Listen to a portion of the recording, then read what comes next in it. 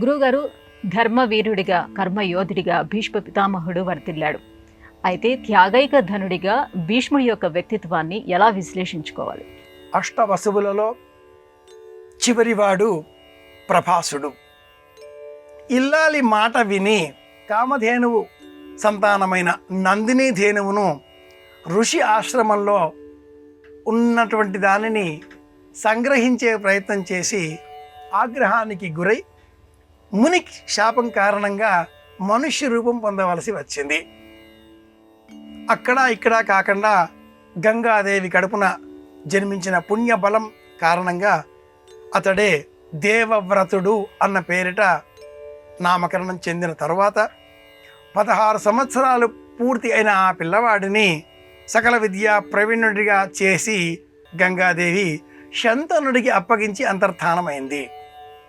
శంతనుడు దాశరాజు కుమార్తె మత్స్యగంధిని వివాహం చేసుకునే సమయంలో తమకు కలిగిన సంతానానికే అనేటటువంటి ఆ మత్స్యగంధి తండ్రి కోరిక మేరకు ఈ దేవవ్రతుడు భీషణమైన ప్రతిజ్ఞ చేసి భీష్ముడిగా కీర్తి పొందాడు. నేను ఉన్నంత వరకు ఈ సింహాసనానికి ఏ విధమైన గ్లాని హాని కలగనివ్వను అనే ప్రతిజ్ఞ కూడా చేసి ఉన్నాడు కనుక భీష్ముడయ్యాడు. అపుత్రస్య గతిర్నాస్తి అనేటటువంటి వైదిక ప్రమాణం ఒకటి ఉంది. సంతానం లేకపోతే ఉత్తమ లోకాలు లభించవు. కుమారులు కుమార్తెలు ఎవరైనా వివాహానికి ప్రయోజనం సంతానం కలగడం, సంతానం కారణంగానే ఉత్తమ లోకాలలో మనకు ప్రవేశం. ఈ ధర్మాన్ని కాదని అసలు వివాహమే పరిత్యజించిన కారణంగా కర్మవీరుడిగా ఉండేటటువంటి ఈ భీష్ముడు ధర్మవీరుడిగా కూడా కీర్తిని పొందాడు. తండ్రికి ఇచ్చిన మాట కోసం, అలాగే వంశాన్ని రక్షణ చేస్తాను అంటూ తాను చేసిన సంకల్పం కోసం, శపథం కోసం ఎలాంటి ఆపద్ధర్మ సందర్భాలు ఏర్పడినా కూడా ధర్మగ్లాని కాకుండా ఇచ్చిన మాటకు కట్టుబడి దుర్యోధనాదుల వైపే యుద్ధం చేశాడు. ఇటువైపు అధర్మం ఉన్నది అని తెలిసినప్పటికీ పట్టాభిషేకం చేసిన కారణంగా సర్వసైన్యాధ్యక్షుడిగా పదవి ఇచ్చిన కారణంగా తన యావచ్చక్తిని వినియోగించి 10 రోజులు యుద్ధం చేసినటువంటి భీష్ముడు.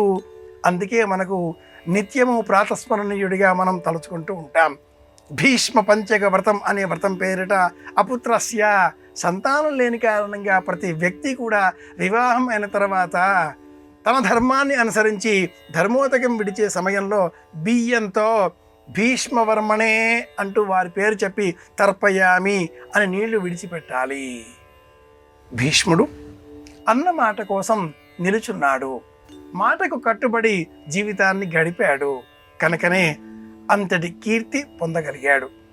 కర్ణుడు లేని భారతం అన్న మాట నానుడిగా మనం చెప్పుకుంటాం, కానీ ఆరంభం నుంచి చివరి వరకు భీష్ముడే ఒక మహా వటవృక్షంగా మహాభారతం అంతా విస్తరించి కనిపిస్తాడు అన్నట్లు భీష్ముడి రథం పైన ఉండేటటువంటి ఆ ధ్వజం పైన ఉండే చిహ్నం వటవృక్షం, మర్రి చెట్టు. 1000 సంవత్సరాల చరిత్ర, మరణం లేనిది మర్రి చెట్టు.